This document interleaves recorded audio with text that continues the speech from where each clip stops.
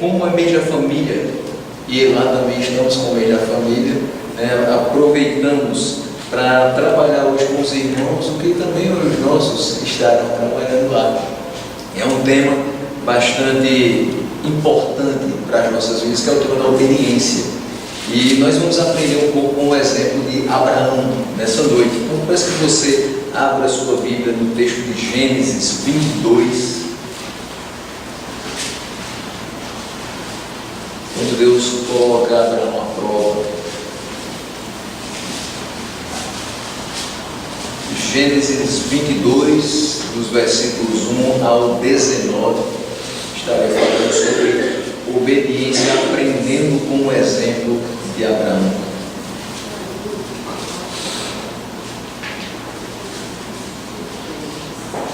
Farei a leitura e peço que logo após ela você continue com sua Bíblia aberta, a gente vai percorrer.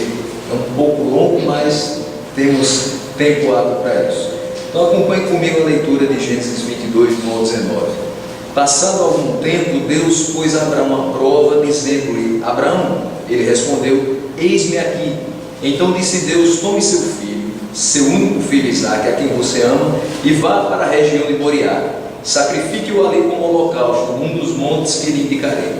Na manhã seguinte, Abraão levantou-se e preparou seu jumento, levou consigo 2 de seus servos e Isaque, seu filho. Depois de cortar lenha para o holocausto, partiu em direção ao lugar que Deus lhe havia indicado. No terceiro dia de viagem, Abraão olhou e viu o lugar ao longe. Disse ele a seus servos: fiquem aqui com o jumento, enquanto eu e o rapaz vamos até lá. Depois de adorarmos, voltaremos. Abraão pegou a lenha para o holocausto e a colocou nos ombros de seu filho Isaque. E ele mesmo levou as brasas para o fogo e a faca. E caminhando os dois juntos, Isaque disse a seu pai Abraão: meu pai? Sim, meu filho, respondeu Abraão. Isaque perguntou: as brasas e a lenha estão aqui, mas onde está o cordeiro para o holocausto? Respondeu Abraão: Deus mesmo há de prover o cordeiro para o holocausto, meu filho. E os dois continuaram a caminhar juntos. Quando chegaram ao lugar que Deus lhe havia indicado, Abraão construiu um altar e sobre ele arrumou a lenha. Amarrou o seu filho Isaque e o colocou sobre o altar, em cima da lenha. Então estendeu ele a mão e pegou a faca para sacrificar seu filho. Mas o anjo do Senhor o chamou do céu: Abraão, Abraão, eis-me aqui, respondeu ele. Não toque no rapaz, disse o anjo. Não me faça nada, agora sei que você teme a Deus, porque não me negou seu filho, seu único filho. Abraão ergueu os olhos e viu um carneiro preso pelos chifres num arbusto. Foi lá pegá-lo e o sacrificou como holocausto em lugar de seu filho. Abraão deu àquele lugar o nome de O Senhor proverá. Por isso até hoje se diz: no monte do Senhor se proverá. Pela segunda vez o anjo do Senhor chamou do céu a Abraão e disse: juro por mim mesmo, declara o Senhor, que por ter feito o que fez, não me negando o seu filho, seu único filho, esteja certo de que o abençoarei e farei seus descendentes tão numerosos como as estrelas do céu e como a areia das praias do mar. Sua descendência conquistará as cidades dos que lhe forem inimigos, e por meio dela todos os povos da terra serão abençoados, porque você me obedeceu. Então voltou Abraão a seus servos, e juntos partiram para Berseba, onde passou a viver. Todo o texto nos vai trazer pelo menos 3 vislumbres daquilo que Deus quer de nós acerca da obediência. A obediência não é nada fácil, e costumo dizer que a obediência não é para todos, porque nem todos são submissos o suficiente para ser obedientes. A obediência pressupõe submissão, e Abraão mostra com esse exemplo que era submisso a Deus. E a minha oração é que hoje a gente possa aprender um pouco mais e ser lembrado de que uma das características mais importantes que o cristão precisa ter é a submissão ao seu Senhor. Isso gerará obediência, e a obediência gerará muitas e incontáveis bênçãos. Todo o capítulo 21 anterior ao que li com os irmãos narra o nascimento de Isaque. Porém, esse nascimento tem muitas questões envolvidas até que esse nascimento ocorra. E eu sei que os irmãos conhecem o texto. E nós sabemos o que esteve envolvido nesse episódio. Primeiramente com relação à impossibilidade de Sara ter filhos. E não somente a impossibilidade, mas o avançar da idade. E Abraão é chamado por Deus e é feita uma promessa a ele. E essa promessa envolve o fato de ser pai de uma grande nação. Mas como para um homem que já está avançado em idades, ele juntamente com sua esposa e que até hoje não teve filhos? Então a pergunta fica no ar: como poderei eu ser pai de uma grande nação, pai de uma multidão, se eu mesmo não tive um filho? Abraão especificamente seria pai dessa grande nação, ele seria líder do seu povo. E o chamado para liderar também requer obediência. E em determinadas situações o líder acha que os liderados o devem obediência, e nisso ele está correto. Mas quando somos chamados a liderar o povo de Deus, devemos obediência ao líder maior. E Abraão precisava enxergar isso, e nós precisamos enxergar isso, que como líderes das nossas famílias precisamos sempre estar em obediência ao líder maior, ao Pai Celestial. E Abraão foi chamado também para ser instrumento de bênção para as nações da terra. Então a grande responsabilidade desse homem era não somente liderar sua família, liderar os seus familiares, liderar o povo da sua terra, mas também ser instrumento de bênção para as nações da terra. Imagine que se você é chamado por Deus para ser instrumento de bênção para a sua casa, isso já é uma enorme responsabilidade.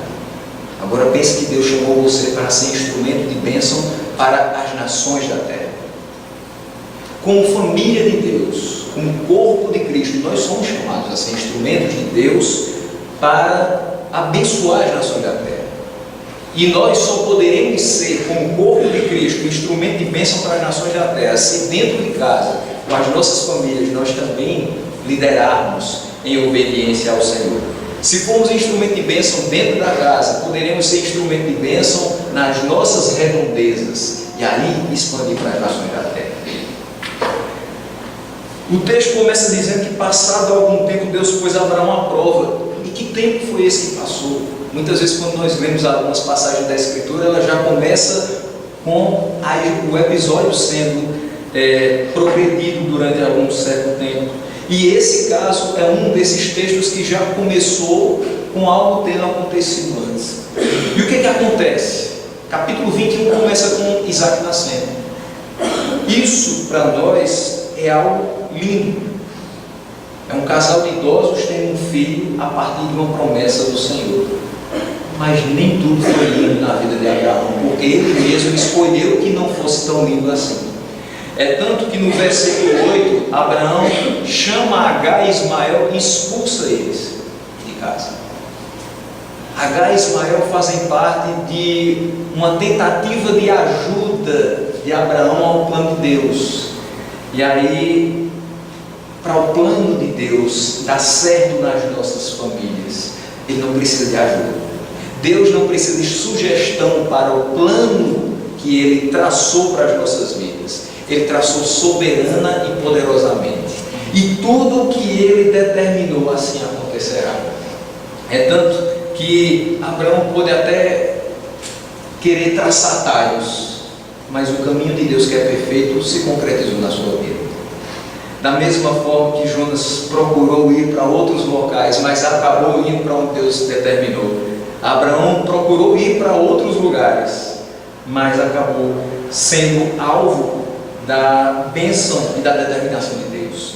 E isso é muito bom. Às vezes a gente pensa que ser alvo das determinações de Deus é algo ruim, porque estamos presos, engessados em uma vontade que não é nossa. Mas que maravilha entender que essa vontade que não é nossa é boa, é agradável e é perfeita, e a gente pode viver tranquilamente pautado nela. Então, passado algum tempo disso que acontece, nascimento de Isaac, a expulsão de Agar e Ismael, Deus põe Abraão à prova. E a resposta ao chamado de Deus é: eis-me aqui.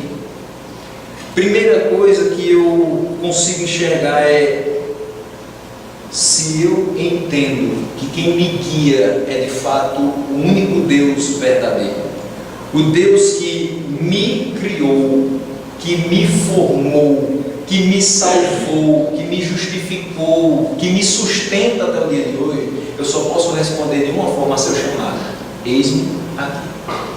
Então Abraão responde: eis-me aqui. Só que mal sabia o que ele seria requerido um pouco mais à frente.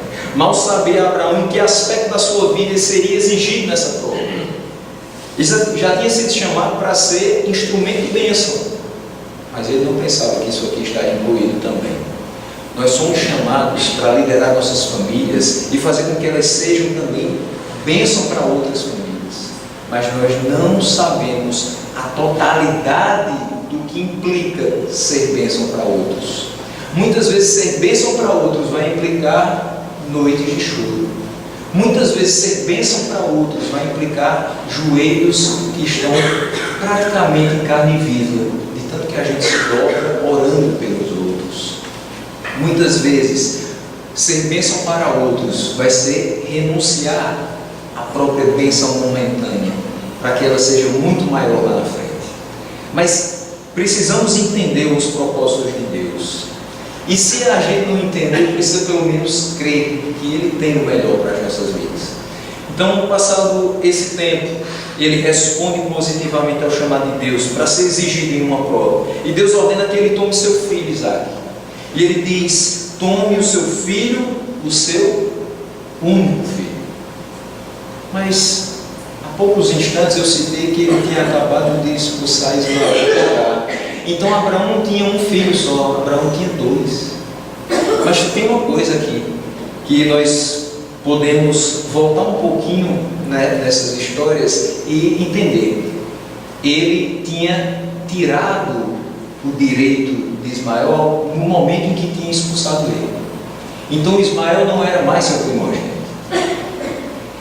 De forma que, quando nós lemos o relato de Jacó e Esaú dá o direito de primogenitura, ele vende o direito de primogenitura. Aqui Abraão diz que Ismael não é seu filho. Ele expulsa, dizendo: eu não quero sua presença mais aqui.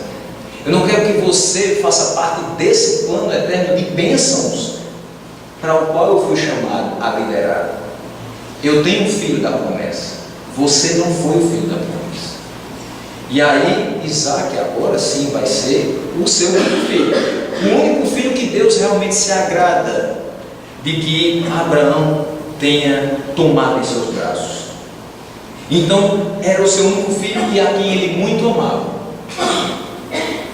Olhar para isso e olhar para dentro da nossa casa talvez não faça sentido, principalmente quando Abraão olha e diz: peraí, mas esse é o filho da promessa e Deus está requerendo que eu agora tome o meu filho. E o que ele diz no final do versículo? Leve ele para a região de Moriá e sacrifique-o ali como um holocausto. Peraí, Deus me chamou há algum tempo atrás, me fez promessas. Esse mesmo Deus agora me chama e não faz mais promessas. Esse mesmo Deus que está me chamando agora está dizendo: pegue o resultado da promessa, pegue o cumprimento da promessa, leve para a região de Moriá e sacrifique ali. E é interessante olhar para a expressão holocausto, porque o tempo todo o texto vai falar sobre faca. Isaque leva a lenha sobre os ombros, leva a brasa e leva a faca, o cutelo, mas ele deveria ser sacrificado em holocausto, ou seja, totalmente queimado. Se você é pai e você olha para o seu filho com o dedo cortado, você fica apreensivo pela dor que ele sofreu por esse corte. Se você vê que seu filho está perdido em algum local e você não tem como se comunicar com ele, o seu coração fica acelerado imediatamente, porque você não quer que ele sofra, que ele se perca, que ele seja atingido por qualquer coisa, ou que ele seja levado por outra pessoa, que não seja você, que tem cuidado, que tem amor, que tem carinho. Agora entenda o que Deus pede de Abraão. Abraão, você vai pegar o seu filho, o seu único filho a quem você ama. Ele não pede um sacrifício de todo, é um sacrifício mesmo. É um sacrifício que ele vai ter que rasgar o seu coração e dizer: eu vou fazer porque Deus está pedindo. Mas se fosse qualquer outra pessoa, não faria. Pegue o seu filho e o sacrifique, queime todo o corpo dele. Sou bem sincero em dizer: não faria. É por isso que eu quero hoje aprender com o exemplo de Abraão, porque eu não sou obediente a esse ponto. Eu poderia até dizer: eis-me aqui, Senhor, eu estou a ouvir o teu chamado, mas ao receber o chamado de Deus, muito provavelmente eu daria 10 passos atrás.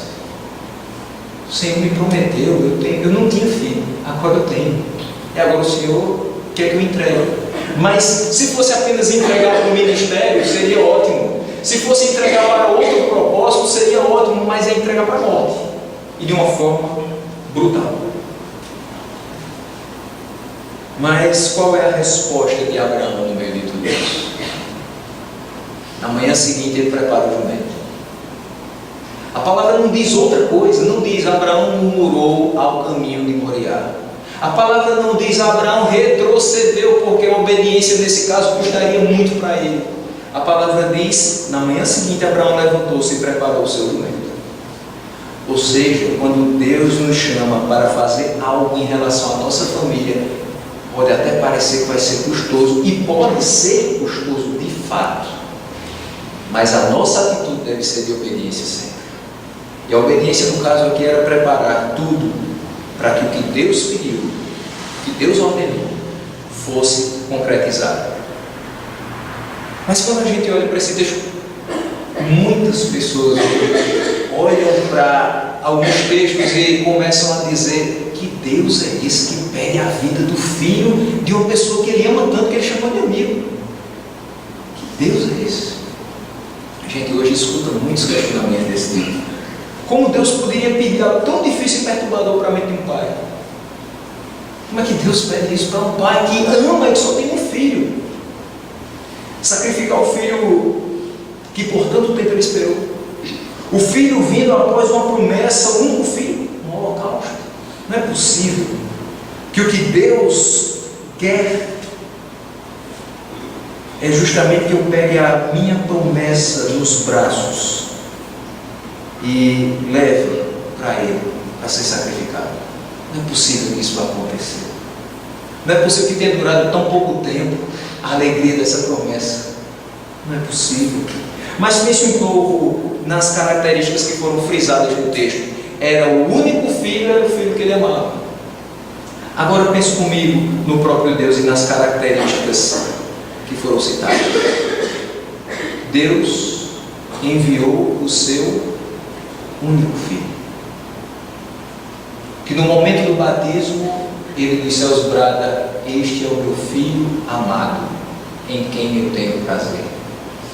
Ou seja, é um filho que ele ama muito, mas ele entregou por nós.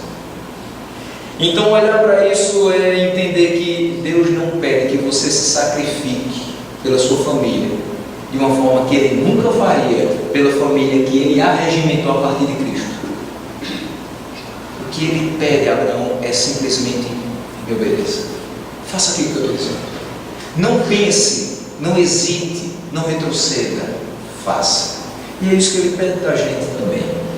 Todos os dias temos desafios a serem enfrentados, mas todos os dias temos orientações a serem seguidas para que esses desafios sejam vencidos pelo poder que há no Senhor. Deus não pedia naquele momento a Abraão algo que ele mesmo não viesse a fazer, só que com muito mais impacto, muito mais poder e muito mais eficácia de resultados. Está aqui o resultado do sacrifício de Cristo. O sacrifício que era feito naquela época era feito para a expiação de pecados, mas ele não tinha eficácia maior do que um ano. Todos os anos se subia da mesma forma e se imolava o cordeiro para que os pecados fossem expiados.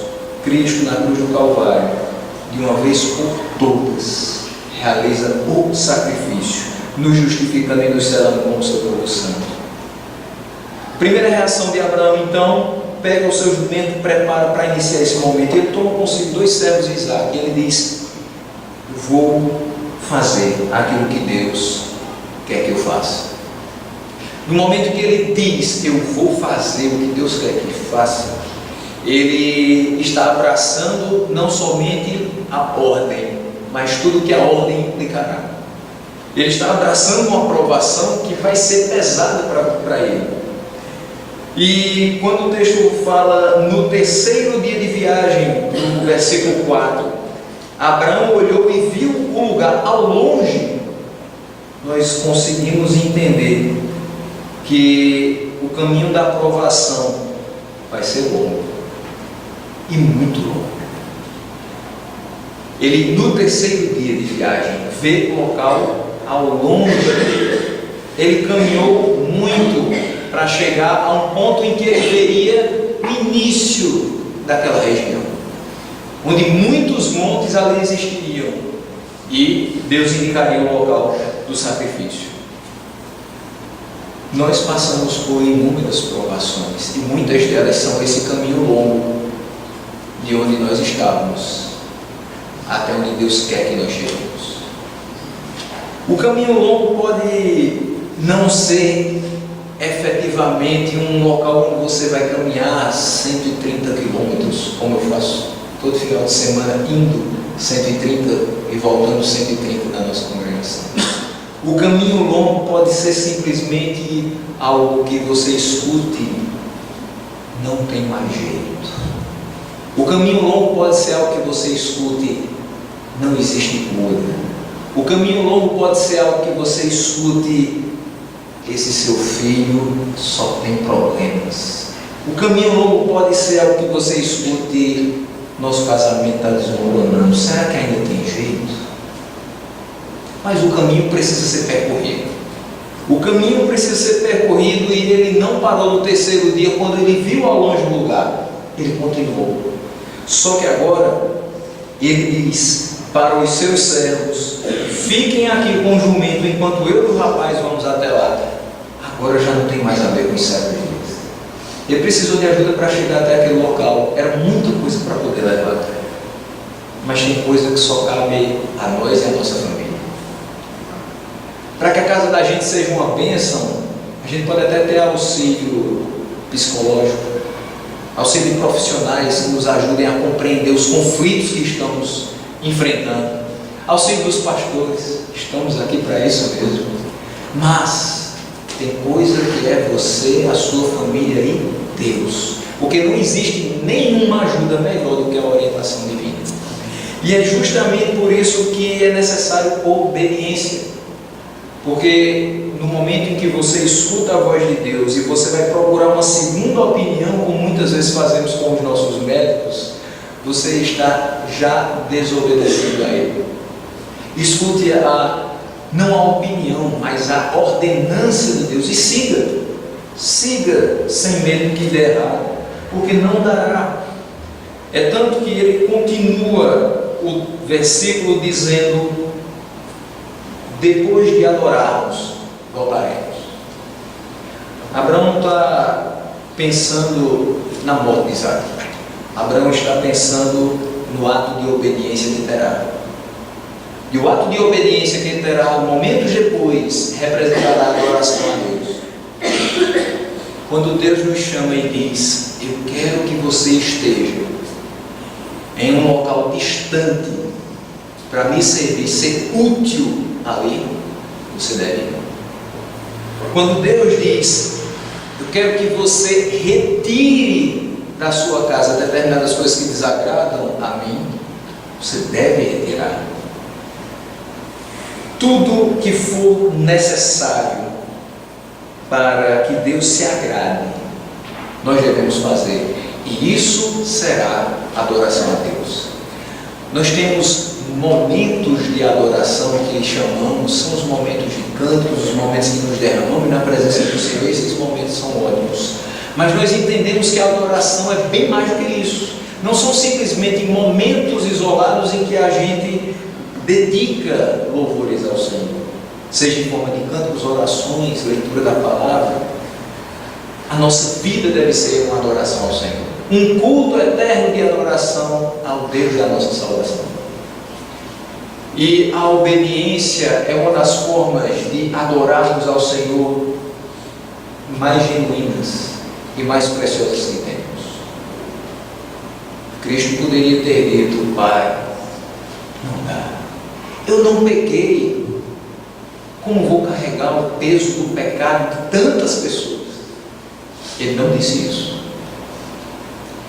Ele disse: se for possível, passa de mim esse cálice, contudo, seja feita a tua vontade. Por mais que a carne sofra os efeitos da cruz, mas o ser divino estava pronto para se entregar. E nós agradecemos por esse sacrifício, porque fomos feitos filhos de Deus a partir do momento que cremos no nome do seu Filho. E ele se despede dos servos, ordena que eles fiquem ali. Ele está prestes a sacrificar seu filho, mas as suas palavras são essas: depois que nós adorarmos, nós voltaremos. Quem é obediente tem um coração em paz, mesmo que esteja prestes a fazer algo tão grave, tão difícil, mesmo quando o fruto dessa obediência pode causar uma aguda dor e uma tristeza por um tempo. Mas quem é obediente tem o seu coração em paz. Vem um momento crucial dessa prova, que é a demonstração de obediência de Abraão. Abraão pega a lenha para o holocausto e coloca nos ombros do menino para subirem ao local desse holocausto. Diz o versículo 6: Abraão pegou a lenha para o holocausto e colocou nos ombros de seu filho Isaque. Ele mesmo levou as brasas para o fogo e a faca, e caminhavam os dois juntos. Abraão podia dizer: Isaque, sobe a galera aquele monte, vai arrumando as coisas, depois eu chego. E ele poderia não enfrentar os momentos que vão vir depois. Ele mesmo constrói o altar, ele mesmo arruma a lenha, ele mesmo amarra Isaque, ele mesmo coloca Isaque ali para ser sacrificado. Tem hora que tem que ser com a gente mesmo. Deus não pediu para Isaque, Deus pediu para Abraão. Deus não ordenou que Isaque subisse ali e se sacrificasse. Deus disse a Abraão: tome o seu filho, o seu único filho, leve para a região de Moriá, sacrifique em holocausto. Abraão tem que obedecer nos mínimos detalhes, e ele caminha junto. Tem coisa que é difícil para um filho entender quando o pai fala, quando o pai orienta, quando o pai repreende, mas quando o pai caminha junto, há confiança e há tranquilidade. Isaque continuou caminhando com ele. Até agora ele não questionou, continuou caminhando 3 dias, tem coisa faltando, mas ele não questionou. E o versículo 7 diz: Isaque disse a seu pai Abraão: meu pai. Nessa hora, Abraão para e vai escutar seu filho. Sim, meu filho. Responde Abraão. Isaque pergunta: as brasas estão aqui, eu mesmo estou carregando. A lenha para o holocausto está aqui, mas onde é que está o cordeiro? A gente está caminhando há mais de 3 dias. A gente está indo para um sacrifício. Eu estou entendendo isso, mas o que eu não estou entendendo é porque o cordeiro não está aqui. Nós trouxemos 2 servos conosco, nós temos quase tudo que é necessário para um sacrifício, mas não temos o cordeiro. Onde está o cordeiro para o sacrifício? Abraão não mente, não engana, fala a verdade. Deus mesmo proverá o cordeiro para si. Se ele tivesse dito: não, meu filho, não se preocupe não, quando a gente chegar lá em cima vai ter um cordeiro, ou então a gente vai atrás de um cordeiro quando chegar lá em cima. É porque não dava para caminhar 3 dias com o cordeiro nos ombros. Não dava para os servos caminharem com esse cordeiro até o momento que eu deixei eles lá embaixo e agora a gente subir com o cordeiro. Não, ele não mentiu, dizendo que depois eles iriam atrás de um cordeiro. Ele não enganou, mas ele também não falou de forma direta o que poderia desanimar o coração de Isaque. Ele não falou: você é o cordeiro, Momento algum. Até porque antes ele tinha dito aos servos: depois que adorarmos, voltaremos. Então ele sabe que o Deus da promessa não mudou, que o Deus que disse que faria dele uma grande nação continua sendo o mesmo, e que essa prova não é para que Isaac morra, não é para que ele desfaleça e venha murmurar do Senhor, é para que o Senhor o prove. Deus nos coloca à prova, não para que desfaleçamos, mas para que cresçamos e amadureçamos diante dele. Não à toa Tiago diz: meus irmãos, tende por motivo de grande alegria o passares por inúmeras provações. Essa provação é que produz em nós perseverança na oração. Essa provação vai fazer com que a gente caminhe um pouco mais, esperando que Deus nos livre dessa mesma provação. Então exercitamos a confiança no Senhor. Se não tivéssemos provação, o que nós teríamos para orar ao Senhor todos os dias? O que nós teríamos para entregar ao Senhor todos os dias à nossa família? Está tudo muito bem, está tudo muito bom para a nossa vida, nós esquecemos de orar ao Senhor. E é uma das coisas que nós precisamos olhar para a nossa prática diária e entender. Orar ao Senhor somente quando está tudo muito preocupante também é preocupante, porque a vida cristã deve se pautar na obediência àquela frase bem pequenininha da primeira carta aos Tessalonicenses, capítulo 5, versículo 18, 17 e 18. Orar sem cessar, e em tudo dai graças. E dar graças pela provação também é um ato de obediência ao Senhor, pelo fato de que a provação não vem para que a gente se desespere, não vem para que a gente olhe para dentro de si, não encontre forças e agora decape a nossa vida. É para que a gente olhe para dentro de si e ali encontre pelo menos um pequeno ponto que diz fé. Olhe para Deus e busque dele a resposta para o caminho que deve ser seguido, para que aquela provação se transforme em aprendizado e não em morte. Quando ele chega a um lugar que havia sido indicado, Abraão constrói o altar, diz o versículo de número 9. E sobre ele arruma lenha, amarra seu filho Isaque e coloca sobre o altar em cima da lenha. Eu não consigo imaginar esse momento sem que estejam escorrendo lágrimas do rosto do pai e do filho. Ele mesmo é que está amarrando o seu filho, colocando em cima da lenha, e ele sabe muito bem o que está prestes a fazer. Isaque agora começa a tomar consciência do que está também prestes a acontecer. Na cabeça do pequeno Isaque, ele será imolado em poucos instantes, e Abraão fará seu filho, que recebeu como cumprimento da promessa. Mas tudo é feito em obediência ao Senhor. Uma das maiores necessidades que nós temos hoje enquanto famílias e igreja, ou seja, família de Deus, é de pais que sirvam de exemplo para os seus filhos no quesito obediência ao Senhor.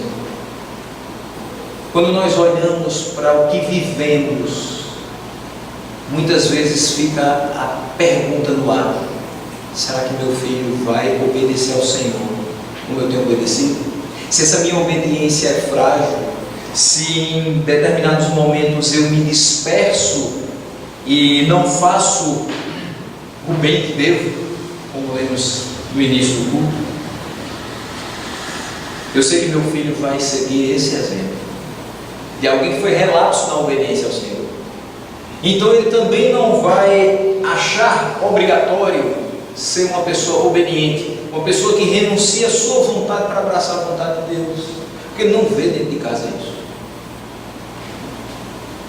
Nós precisamos cada dia mais de homens que se levantem, de fato, preparados na palavra de Deus, para criarem seus filhos com prazer na leitura, na meditação dessa palavra, na oração. cada dia menos nós temos crianças e jovens se dedicando ao trabalho do Senhor.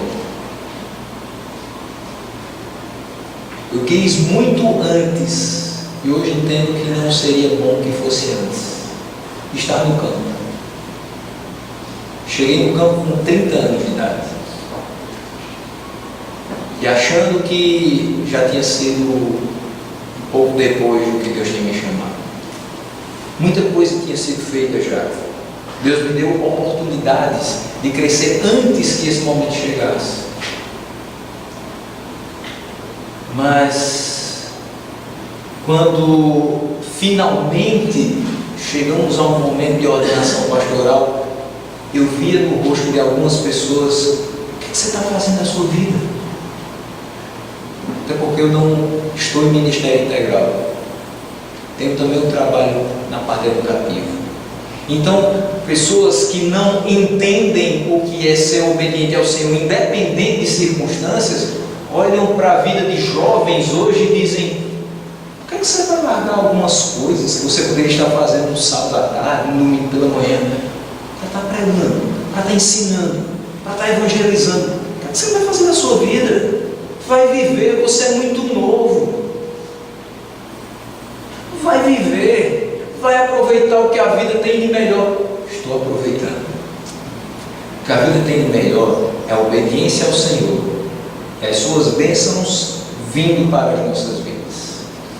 Não há coisas melhores. Existe muita coisa bonita lá fora, mas nenhuma delas se torna mais atraente do que obedecer a palavra do Senhor, porque nós temos sentido, experimentado os resultados dessa obediência. Nós precisamos de pais que formem jovens firmes na palavra, crescendo na graça e no conhecimento do Senhor, mais presentes na igreja, cada vez mais se desviando do mal. E isso vai acontecer quando nós mostrarmos a eles que nós obedecemos a Deus. Independente da ordenança feita, nós desejamos adorá-lo, independente das circunstâncias. Que bom será quando o nosso primeiro presente para o nosso bebê de 1 ano não for um tablet educativo, for a palavra de Deus. Que bom será quando o nosso presente, quando ele terminar a faculdade, não seja um carro zero, seja mais um exemplar da palavra de Deus, para que ele agora dê para o seu filho. Que bom será quando a maior preciosidade que nós temos na nossa vida seja de fato a palavra de Deus abundando ricamente nos nossos corações e a obediência como marca da vida desses cristãos. Ele estende a mão e pega o cutelo para sacrificar o filho. A consequência imediata do ato não pode mais passar pela sua mente, porque se ele pensar 2 vezes, ele não desce a mão com a faca para sacrificar. Se nós pensarmos 2 vezes, talvez nós não vamos fazer muitas coisas para Deus. A gente só precisa pensar muito. Deus mandou, vou fazer. E é um pouco disso que a gente vai experimentando quando Deus nos pede certas coisas que são difíceis, certas coisas que são custosas, mas são custosas para o homem falho, limitado. Para Deus nada é impossível. Se estamos andando segundo Sua palavra, poderemos fazer sim. Ele precisa finalizar aquele ato que tinha sido iniciado no momento em que ele disse: eis-me aqui. E o anjo do Senhor agora o chama do céu: Abraão, Abraão. E ele responde novamente: eis-me aqui. E agora Deus honra a obediência de Abraão, ratificando, confirmando a sua promessa anterior, nos versículos 12 a 19. O anjo diz: não toque no rapaz, não faça nada com ele. Agora eu sei que você teme a Deus, porque não me negou seu único filho. Talvez hoje a gente olhasse e dissesse assim: mas você me trouxe até aqui para Eu caminhei tanto para que agora nada aconteça. Foi tanto sacrifício para nada. Não, foi muita coisa. Foi muito sacrifício para que agora você fosse reconhecido por Deus como alguém obediente, com quem Ele conta, em quem Ele confia para liderar o seu povo. Deus não vai entregar o seu povo, não vai entregar o seu rebanho a quem não tem obediência à sua palavra. Deus não vai fazer uma grande família ao redor de um líder despreparado, de um líder que não ouve a voz do mestre, de um líder que não segue o caminho proposto por ele. A família que é construída sobre a rocha, ela subsiste, mas aquela que é formada a partir de partículas de areia não tem sustentação. Então Deus está aqui forjando o caráter de Abraão como um grande líder, líder de nações, líder do seu povo.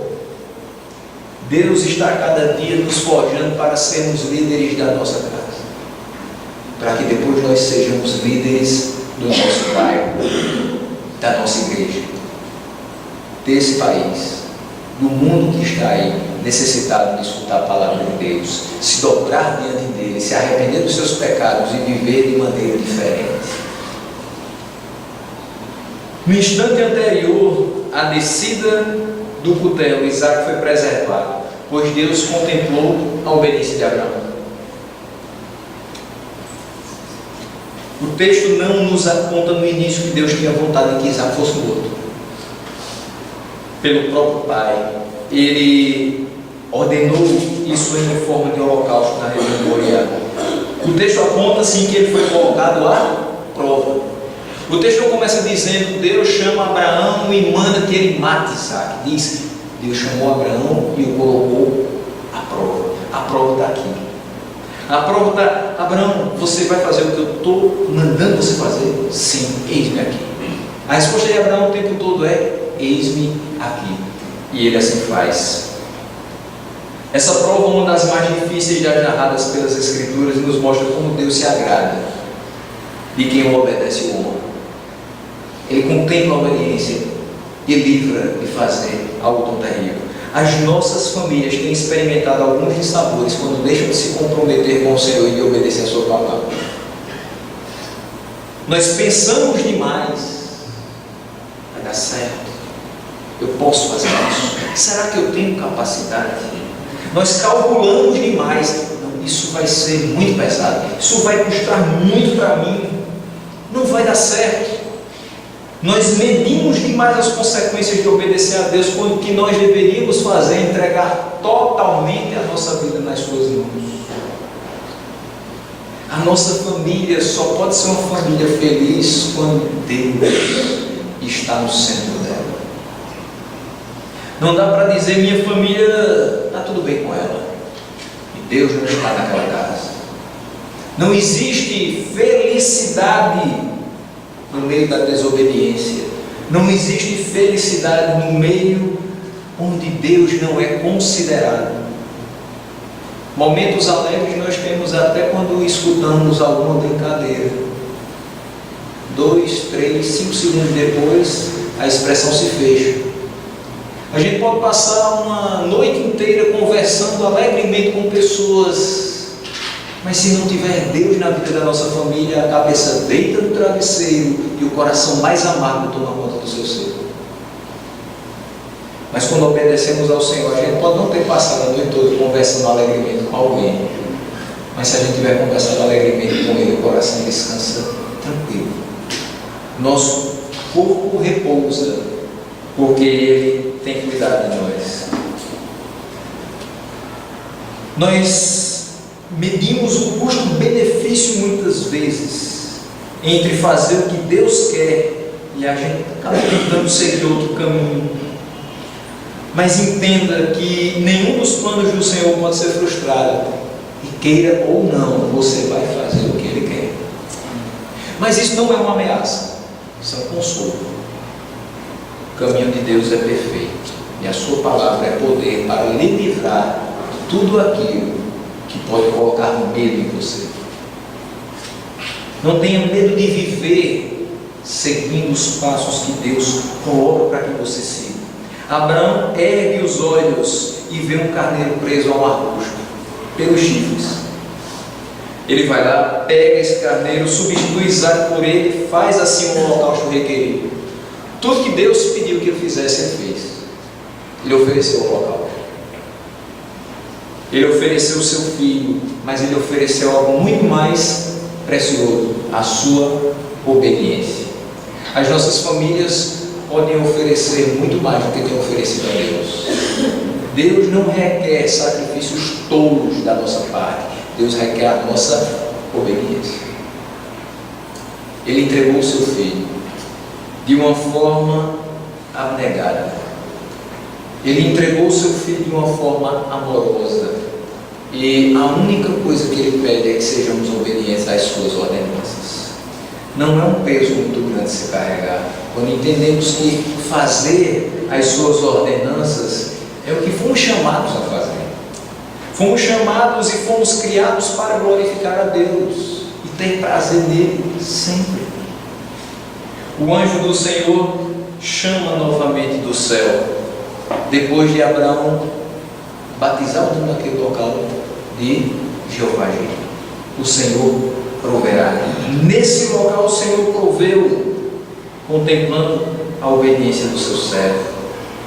O anjo do Senhor diz: juro por mim mesmo, declara ao Senhor, que por ter feito o que fez, não me negando o seu filho, o seu único filho, esteja certo de que o abençoarei e farei seus descendentes tão numerosos como as estrelas do céu e como as areias nas praias do mar. O que ele está fazendo aqui? Ele está confirmando a mesma promessa de Gênesis 12, dos versículos 1 a 3. O que ele está fazendo é: Abraão, pela sua obediência, aquilo que foi prometido lá atrás será cumprido.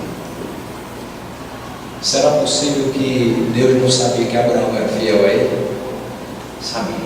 Mas agora Abraão sabe que pelo poder de Deus, pela palavra pronunciada por Deus, ele pode fazer, ele pode obedecer. E Isaac sabe que tem um pai obediente a Deus.